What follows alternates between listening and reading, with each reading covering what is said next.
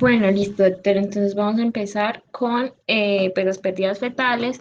La primera parte pues son los abortos, ¿cierto? Entonces pues se define como una pérdida pues temprana del embarazo, o sea, antes de la semana 20.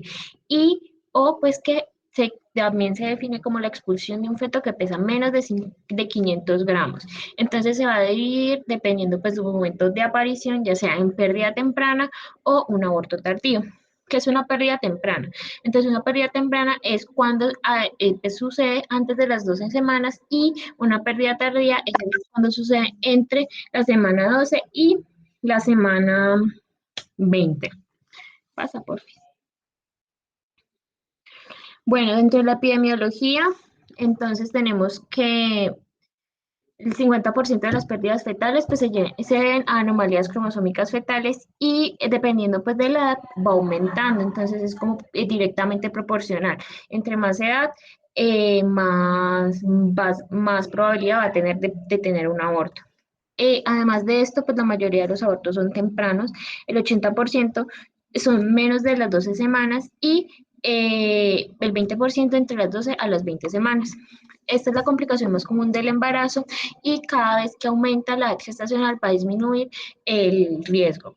Además de esto, pues tenemos que tener en cuenta que si la paciente ya tenía un antecedente de aborto espontáneo, va a tener mayor riesgo de tener otro aborto espontáneo. Eh, Además de esto, el 13% de la mortalidad materna se debe al aborto provocado. Listo. La etiología, vamos a tener que hacer una etiología multifactorial.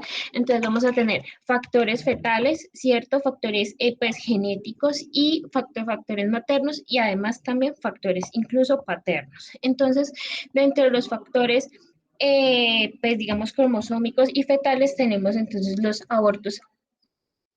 eh, bueno, entonces tenemos, entre los primeros factores maternos vamos a tener la edad materna. Entonces, como hemos dicho, entre más alta la edad, vamos a tener más probabilidad de tener un aborto. El antecedente de aborto también es muy importante. Las condiciones médicas, entonces las comorbilidades maternas, tales como la hipertensión, también las enfermedades autoinmunes, la TBC, los carcinomatosis, entre otras. Sigue. Otras condiciones maternas, entonces pues tenemos que tener muy en cuenta el TORCH. Entonces, por ejemplo, también las infecciosas, o sea, el parvovirus, el toxoplasma, el citomegalovirus, la sífilis, perdón, VIH, herpes y estreptococo del grupo B. La otra es, entonces, las endocrinas, pacientes con diabetes, con hipotiroidismo, con SOP. También, pues, como he hablado, pues, las autoinmunes. Es muy importante tener en cuenta el síndrome antifosfolipídico. También, entonces, otras ya como genéticas que también pues, hay que tener en cuenta. Hábitos, entonces dentro de los hábitos está la obesidad, el estrés, y dentro de los tóxicos es muy importante pues tener que pues la mamá si es consumidora de spa o de tabaquismo y de alcohol. Perdón. Otros defectos están los defectos uterinos. Entonces, por ejemplo, los miomas, los pólipos, y también la localización, pues depende de la localización del embarazo. Sigue, por favor. Entonces, ya dentro de los factores cromosómicos, entonces están los abortos euploides, también las anomalías cromosómicas, la trisomía, la triploidia, que es pues una degeneración de la placenta. Entonces, acá tenemos, por ejemplo, la monosomía X, también el síndrome de Turner, que en un 70% termina en aborto, y solamente el 30% va a terminar a término. Dentro de las trisomías, tenemos entonces, pues digamos, la 13, la 21, la 18, la 16, la 22, entre otros. Sí que, bueno, como también les decía, entonces vamos a tener los factores paternos. Dentro de los factores paternos, entonces vamos a que incluso, pues obviamente, o sea, pues el hecho no solamente es de la madre, sino también del padre. Entonces, por ejemplo, si el papá es, pues, o sea, tiene hábitos como, digamos, el tabaquismo, el alcoholismo, que se consideran embriotoxinas, o digamos que si también consume mucha cafeína, o pues está pues asociado a la radiación o también factores genéticos que en sí pueden, digamos, como tener alteraciones en los espermatozoides.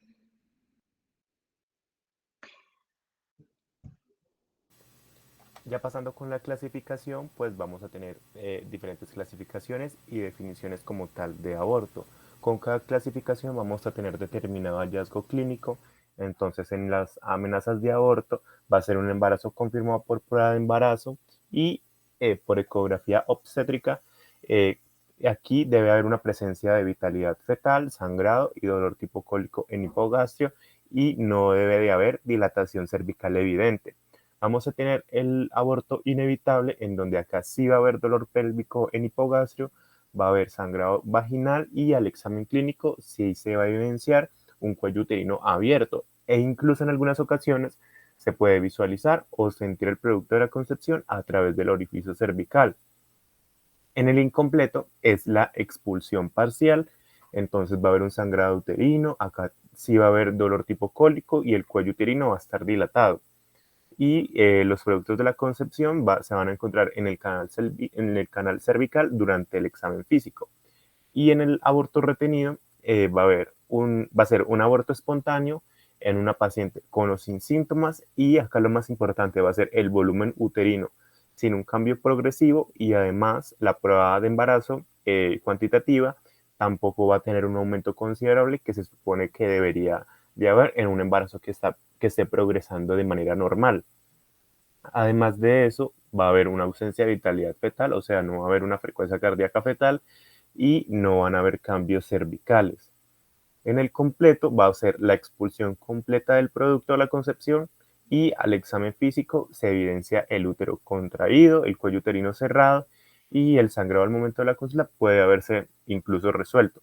En el séptico puede ser cualquiera de estas presentaciones clínicas de aborto, pero añadido a esto va a haber un sangrado y olor fétido, fiebre y dolor, sin que haya un lugar evidente de otro sitio de infección. Entonces vamos a tener la hipersensibilidad uterina, va a haber dolor a la movilización del cervix y el útero y van a haber alteraciones del estado general. Y el aborto recurrente pues es definido como dos o más pérdidas consecutivas de la gestación sin que haya otra causa. Entonces, en las manifestaciones clínicas, el sangrado y el dolor tipo cólico en hipogastrio van a ser los síntomas más comunes que vamos a encontrar en la consulta. Las pacientes pueden incluso identificar que hay una reducción de los síntomas del embarazo, o sea, como menor sensibilidad en los senos, menos náuseas, ausencia de vómitos. Incluso pueden haber mujeres que son asintomáticas y van a descubrir el aborto de una manera incidental en una ecografía que sea de rutina, de control, al comienzo del embarazo. En cuanto al sangrado, este puede ser escaso, puede haber coágulos e incluso puede haber expulsión de tejidos, pero es muy importante recalcar de que esto no nos va a confirmar ningún diagnóstico. Lo que es la historia clínica completa, el examen físico exhaustivo, la ecografía y las pruebas séricas de la beta son los que nos van a aportar como tal el diagnóstico, que pues altamente seguro de que sea un aborto. Con respecto al diagnóstico, vamos a tener en cuenta pues las características clínicas o la clínica que presenta la paciente, como ya hemos explicado, además de esto, de unos hallazgos ecográficos. Entonces, en esta tabla nos muestran los hallazgos sospechosos, pero no diagnósticos de la pérdida del embarazo, y voy a leer algunos. Tenemos una longitud caudal menos de 7 milímetros sin evidencia de embriocardia, una medida del saco gestacional entre 16 y 24 milímetros sin evidencia de embrión, también una ausencia de embrión con latidos cardíacos de 7 a 13 días después de una ecografía que muestra un saco gestacional sin un saco vitelino, y también tenemos la que nos muestra pues con un saco vitelino. Siguiente, por favor. Ahora tenemos unos hallazgos diagnósticos de pérdida del embarazo, que vamos a tener en cuenta una longitud craneocaudal más de 7 milímetros sin evidencia de embriocardia, también una medida del saco gestacional mayor de 25 milímetros sin evidencia de embrión, una ausencia de embrión con embriocardia 2 semanas después de una ecografía que nos mostró un saco gestacional sin saco vitelino y también la que nos muestra un saco vitelino. Esta sería después de 11 días. Como diagnósticos diferenciales debemos tener en cuenta un embarazo normal con o sin gestación múltiple, un embarazo ectópico, una mole datiforme, patologías cervicales o vulvares y patologías gastrointestinales también. Con respecto al manejo, siguiente, por favor. Decimos que en los casos de amenaza de aborto, estos se van a manejar de forma expectante hasta que los síntomas desaparezcan o aparezca una progresión a aborto en cualquiera de las presentaciones, que puede ser completo o incompleto, o bien que se confirme un embarazo viable. En este punto, las pacientes se benefician de una ecografía obstétrica semanal de seguimiento. Decimos también que el uso de suplementos de progesterona no es claro, dado que la administración no se había asociado con menor riesgo de aborto espontáneo o con menores tasas de nacimientos vivos. No se recomienda tampoco la hospitalización ni tampoco el reposo en cama. En el caso de que se presente un aborto incompleto, inevitable o retenido, pueden manejarse con métodos quirúrgicos, aspiración uterina quirúrgica o una evacuación uterina con medicamentos, o bien manejo expectante, como ya lo expliqué. Decimos que los tres enfoques tienen una eficacia similar y la elección de cada uno pues va a ser preferencia de la paciente.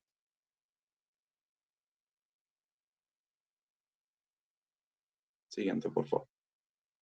Decimos que el 80 al 81% de las pacientes van a lograr una evacuación completa ante los 7 a 10 días y que el manejo expectante se va a utilizar en pacientes que están adecuadamente informadas, que se encuentran hemodinámicamente estables, que no tienen evidencia de hemorragias activas que pudieran llevarlas a algún tipo de descompensación y tampoco que tienen evidencia de infección o anemia severa.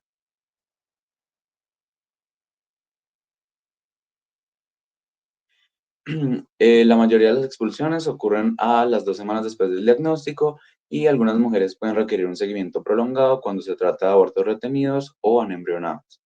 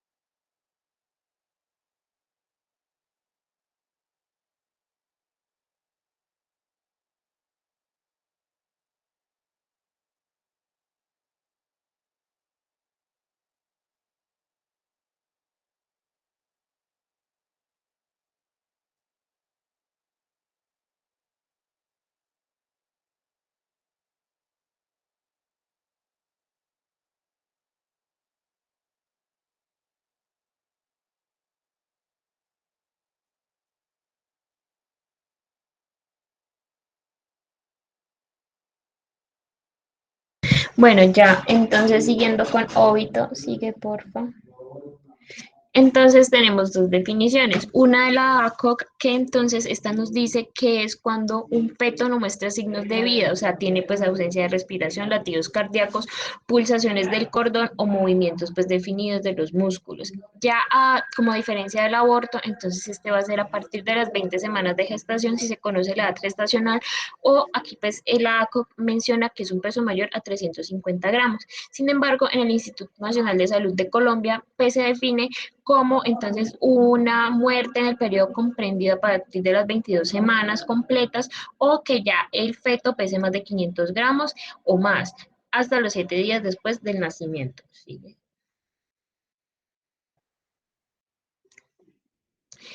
Vamos a tener acá varios factores de riesgo. Por ejemplo, entonces primero tenemos las razas en mujeres negras no hispanas. Esto se debe pues más atribuido a tasas altas de hipertensión, desprendimiento de placenta, ruptura prematura de membranas y diabetes mellitus. También las comorbilidades, las principales siendo hipertensión y diabetes pregestacional, teniendo en cuenta que pues si tengo las dos, aumenta un riesgo de 2 a 5 veces, si tengo hipertensión crónica me aumenta un riesgo de 2 a 4 veces y si tengo otras comorbilidades, pues también está, por ejemplo, el lupus, la enfermedad renal crónica.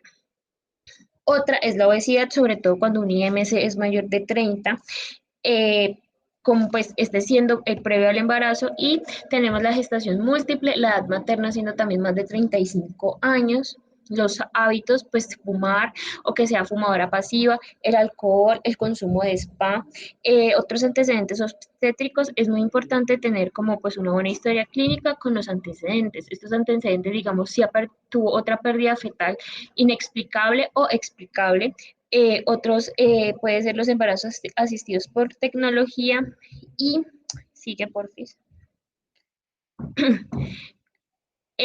Digamos también como hay unos factores de riesgo dependiendo pues de si en dónde se encuentra pues la mamá, por ejemplo, si es un país desarrollado o país en desarrollo. Dentro de los países desarrollados, pues, o sea, cabe como calcar que pues las enfermedades, sobre todo la hipertensión, el lupus, son como muy importantes y tenemos que en los países en desarrollo hay que tener en cuenta, digamos, las infecciones, también el mal estado nutricional e incluso la malaria. Sí. Dentro de la teología tenemos entonces restricción del crecimiento intrauterino, entonces cuando tenemos un peso inferior al percentil 10 y entre más bajo este percentil sea, más riesgo de muerte fetal vamos a tener.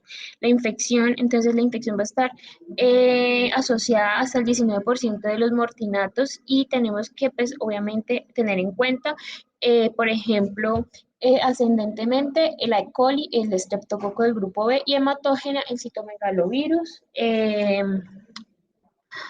Yo no sabía que no se había ido.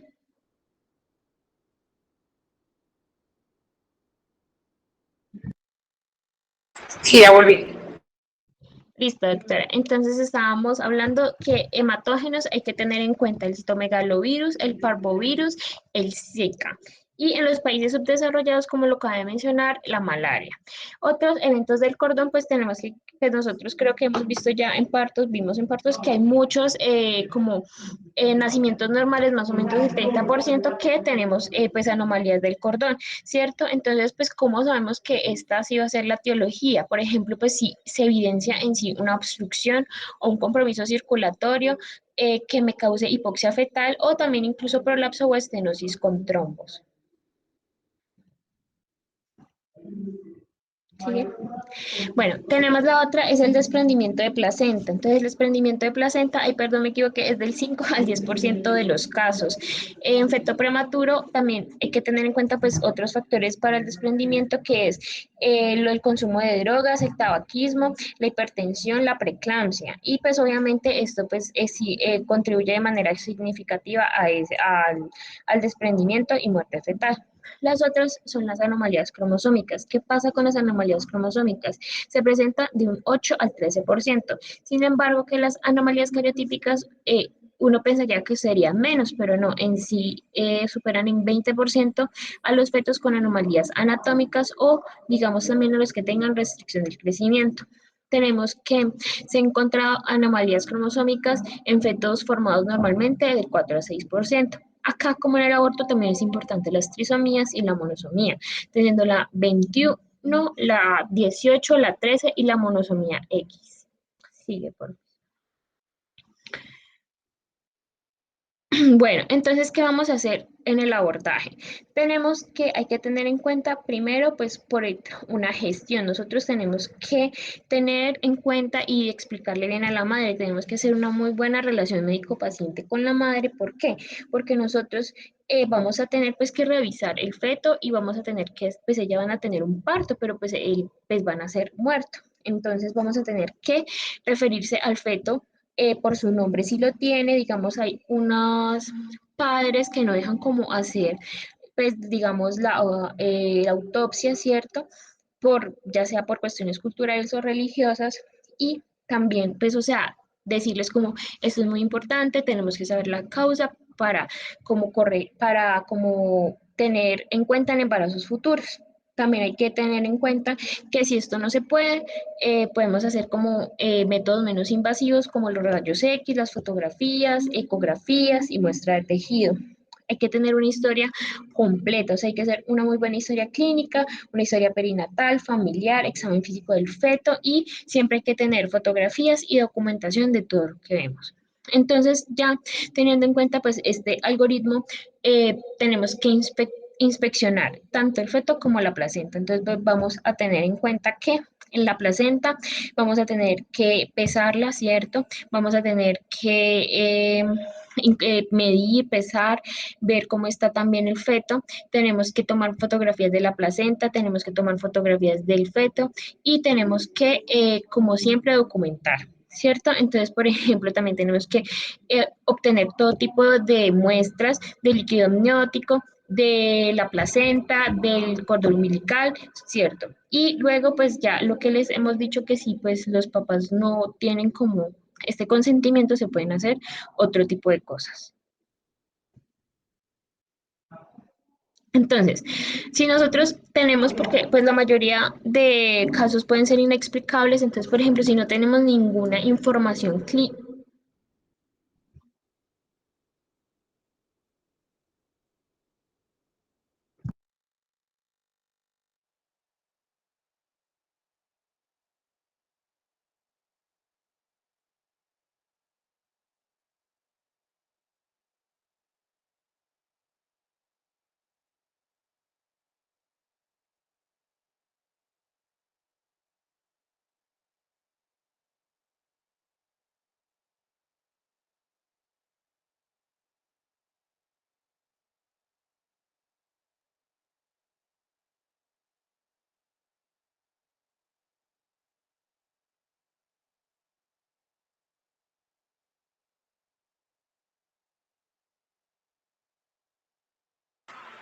Ya volví, ya Listo, volví. doctora.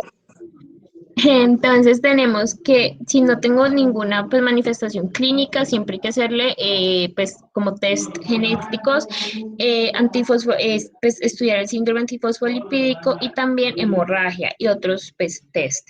Si digamos ha tenido, por ejemplo, una restricción intrauterina, también hay que hacer como los mismos exámenes, y, por ejemplo, si ha tenido ya una anomalía fetal, entonces hay que hacer más que todo como un test genético.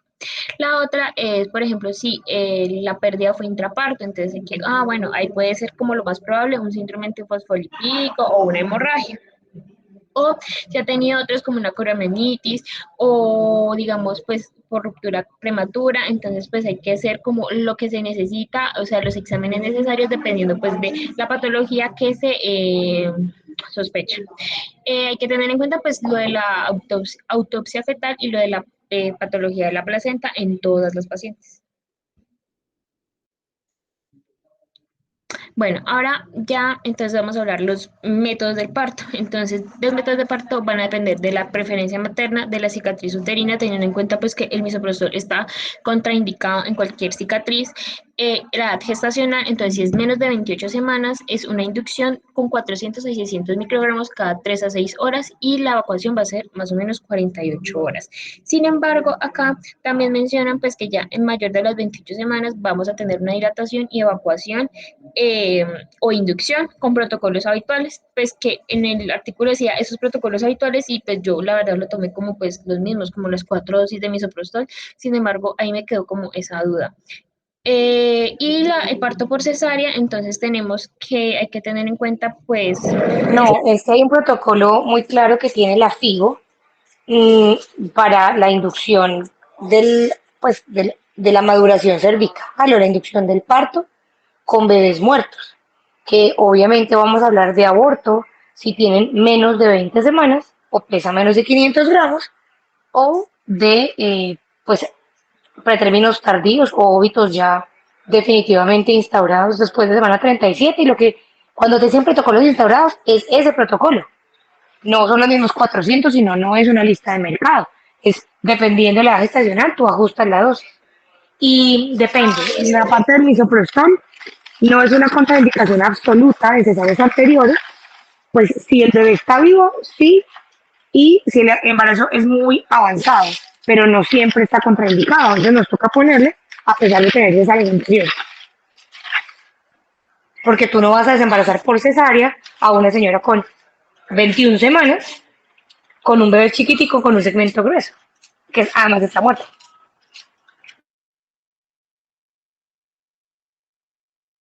listo, doctora. Ah, listo, porque pues yo busqué y tenía sí esa duda ahí.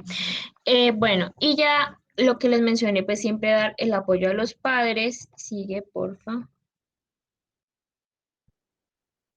Ya, entonces para terminar tenemos pues cómo vamos a hacer en embarazos posteriores. Entonces en embarazos posteriores está pues siempre tener en cuenta hacer una asesoría preconcepcional, un control de comorbilidades, vigilar, o sea, hay que tener en cuenta como esa historia clínica y en esa historia clínica como decir, bueno, cuándo perdió, o sea, cuándo fue la muerte fetal y vigilar esas semanas que ahí hay más riesgo. Además, entonces, pues ya en la visita preconcepcional, entonces se hace la anamnesis, la valoración, obviamente la identificación del riesgo, pues si hay un hábito que no es bueno, se tiene que interrumpir, por ejemplo, pues el tabaquismo, pues perder el peso antes de quedar embarazada, asesoramiento genético. En el primer trimestre, pues entonces las ecografías y todos los exámenes, ¿cierto? Eh, Hay que hacer también pues unos métodos de detección, entonces pues obviamente la proteína en plasma, entre otros. En el segundo trimestre, entonces vamos a tener, pues obviamente, la ecografía fetal, estudios de cuidado materno y siempre en cada trimestre hay que dar apoyo y tranquilización. Ya en el tercer trimestre, otras ecografías, recuento de movimientos fetales a partir de la 28 semana y pues vigilancia preparto a partir de las 32 semanas o pues como hemos dicho, tener muy en cuenta como cuando fue la pérdida y vigilar desde ahí. En el parto, entonces, pues siempre darlo como a las 39 semanas y solamente se da antes de las 39 semanas si como pues se está todo como si hay otro riesgo o pues presenta como alguna anormalidad. Sigue.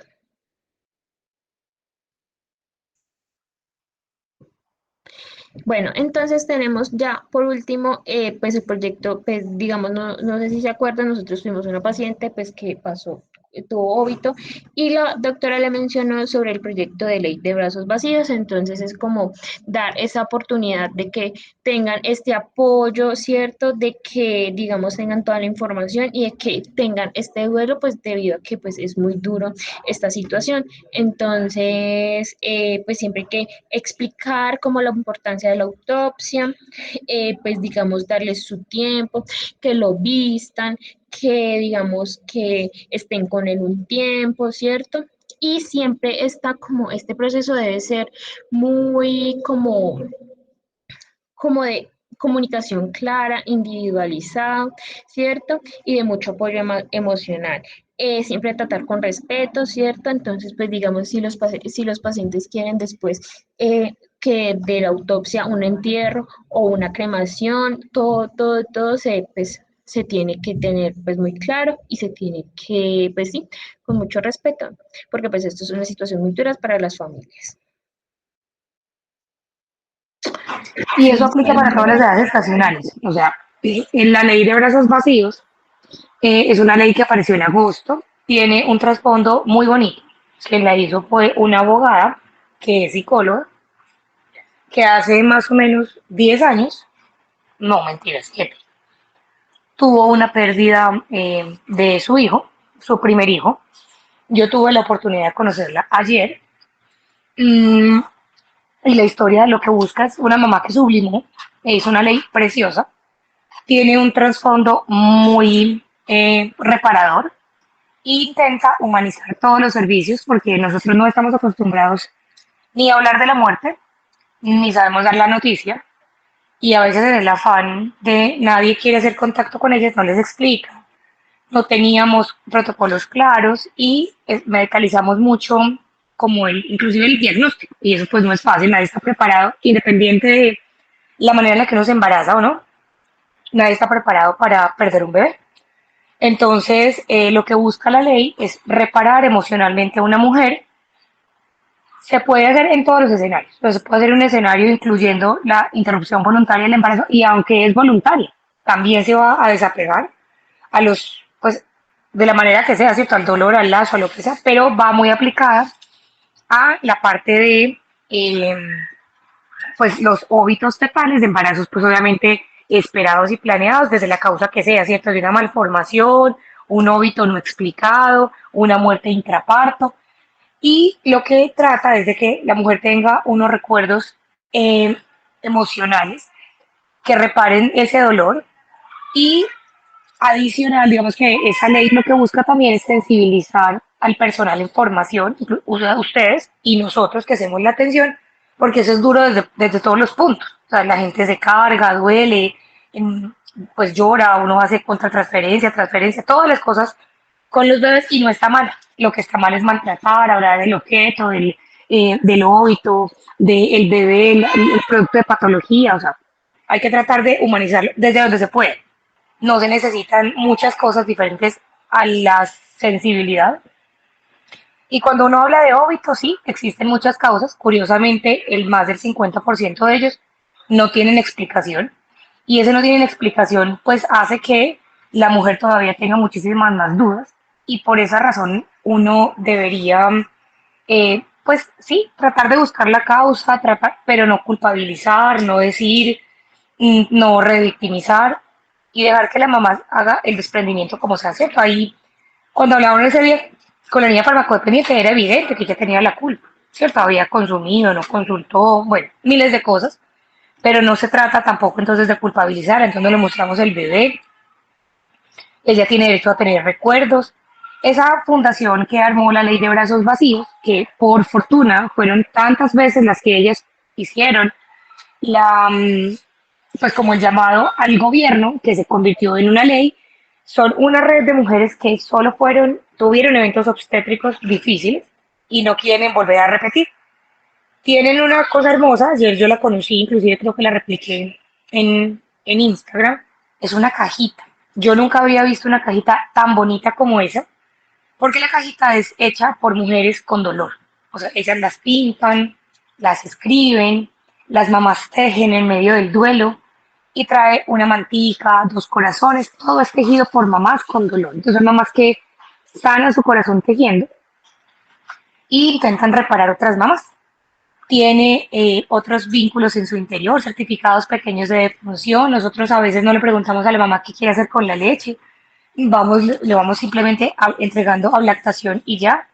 Y hay fundaciones que hacen joyas de leche, hay bancos que reciben bancos de leche y hay que explicarle a la mamá que ella tiene un derecho a eso, a que decida qué hacer con su cuerpo, con la forma en la que se despide de su hijo, porque es lo que marca.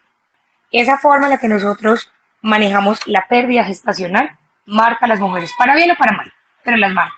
Y lo que queremos buscar es que no las marquemos mal. Ellas casi nunca se van a acordar, pues uno, del, ni siquiera quién les hace el diagnóstico, se acuerdan es quién les hace el primer aliento o el enfoque. que no las acuesten con las pacientes que tienen otro bebé, que no las dejen en las salas de partos innecesariamente, que les quiten su bebé o lo incineren sin decirlo. Y lo que busca la ley es reparar a las mujeres así. La fundación es preciosa, deberían seguirla en Instagram, pues porque finalmente es la promotora de la ley y ella busca ayudas por todos los lados. Incluso ha intentado hacer búsqueda a esos bebés que nunca devolvieron o que la mamá no puede reclamar para enterrarlo, que se llama Angelitos en el Cielo, que busca que las mamás puedan hacerle lo que quieran, una cristiana, gitana o la que evangélica, sepultura, lo que quieran, pero que se despidan de sus hijos. Los hijos nunca se van, se mueren, sí, pero ese queda un lazo invisible que queda siempre con ellas. Y lo que hay que intentar es manejar el dolor de esas mamás, intentando no herirlas más de lo que la vida las hizo.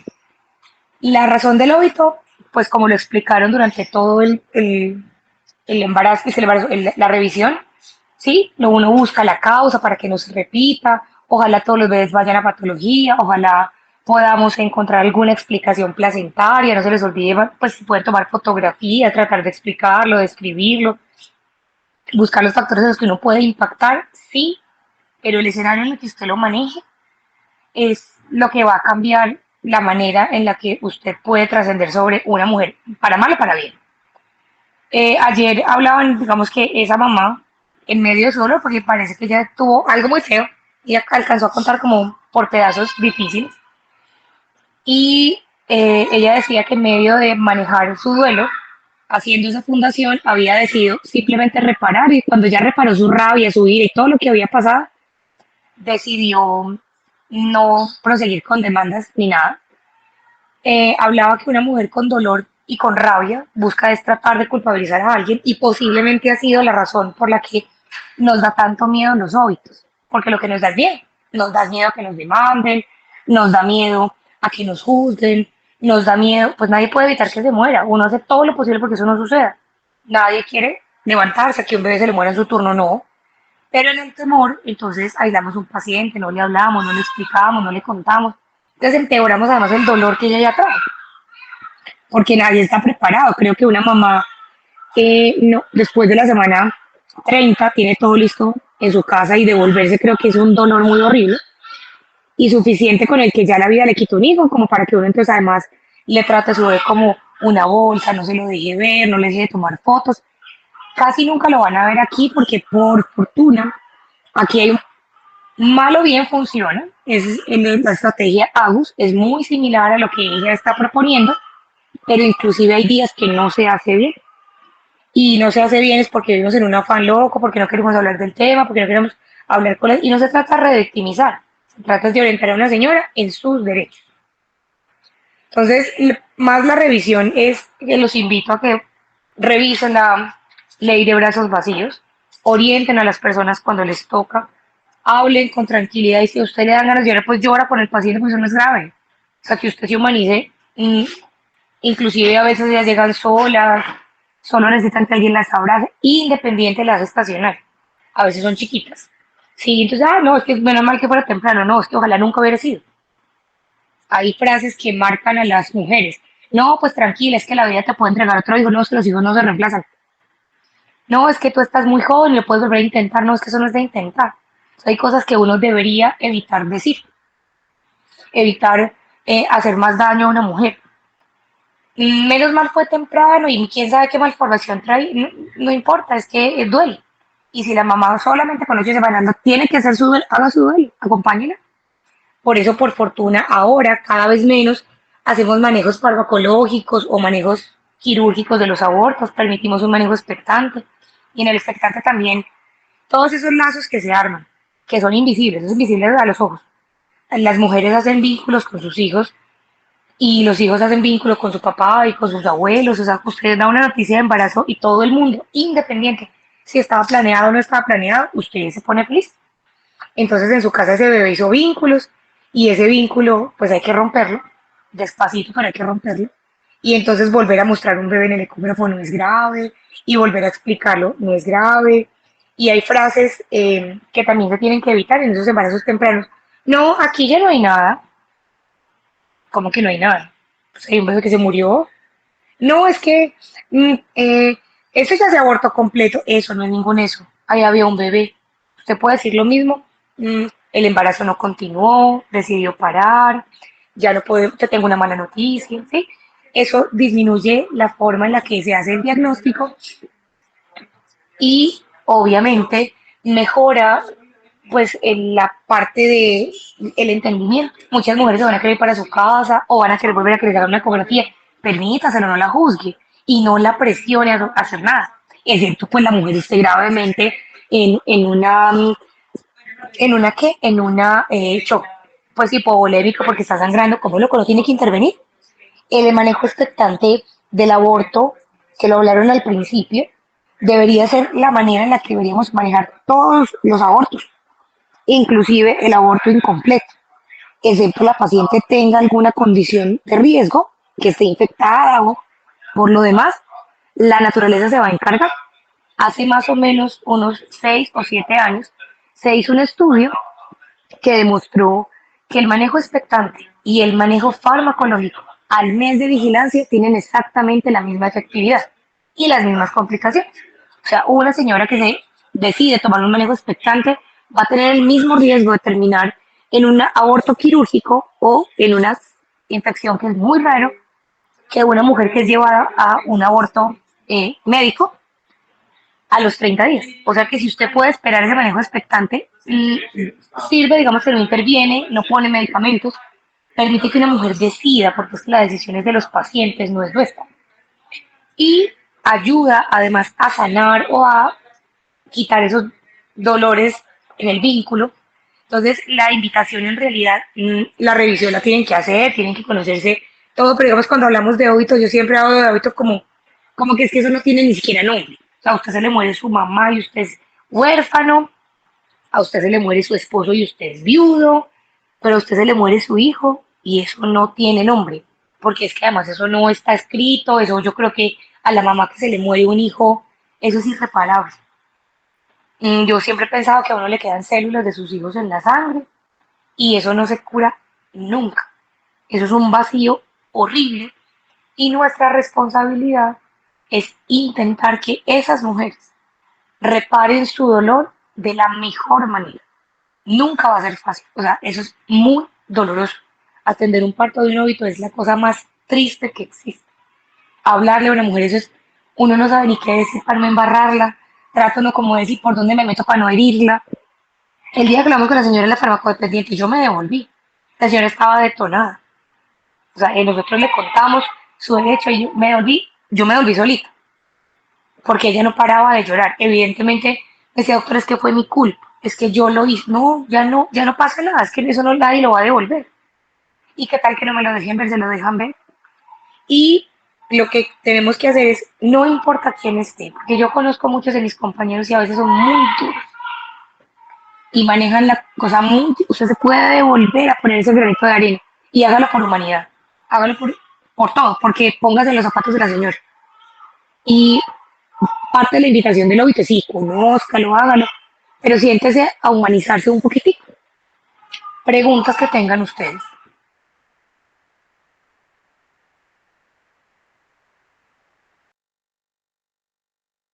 No, doctora, por mi parte ninguna pregunta. Muchas gracias.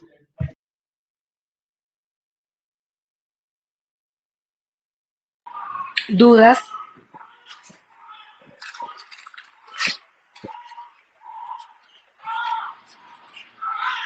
¿Ninguna? Bueno, ¿qué tema nos queda para la otra semana?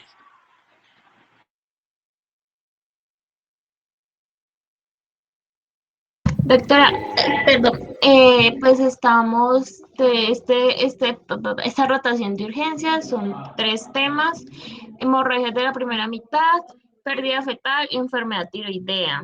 Entonces, la otra semana sería, pues yo no sé, pues, creo que enfermedad tiroidea. Listo, si van a leer enfermedad tiroidea, por favor, busquen el consenso colombiano de enfermedades endocrinológicas que salió, pues eso es de medicina interna, tiene un capítulo básico, fundamental, súper sencillo, de tips en la obstetricia. Creo que yo se lo mandé a alguien, voy a buscarlo si no se lo a uno de sus compañeros del grupo pasado, se lo envié, porque no es que van a tomar todo de ahí, Es que van a leer y van a salir como los tips para llevar a casa.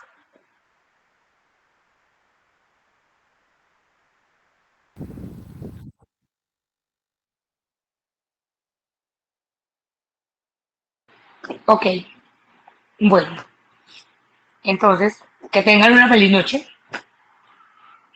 Igualmente, doctora. Hasta luego. Bueno, que les vaya bien.